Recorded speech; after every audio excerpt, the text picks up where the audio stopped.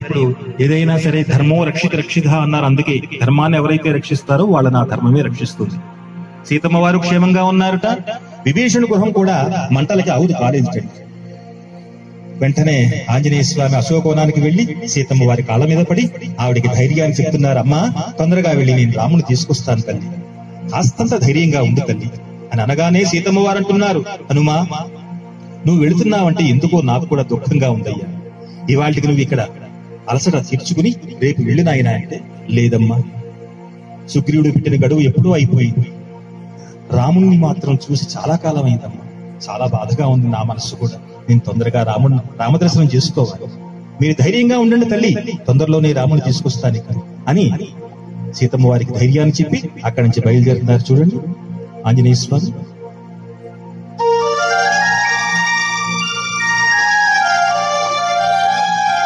వనము మారుతి చేరెను, ఆనందాసుల సీతను కాంచెను.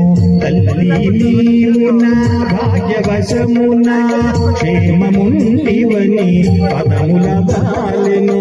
పోయి వాటునిగా నిమ్మని అంజలి ఘటించి చందనిలచెను. సీతామాల హనుమంతునితో ప్రీతిగా పలికెను ఆనందముతో. హనుమా అతులిత బలధామా, శత్రుకర్షణ శాంతి నిదాన. ఇన్నుండి నన్ను ఈ క్షణమందే కొనిపోగల సమర్థుడవీవే.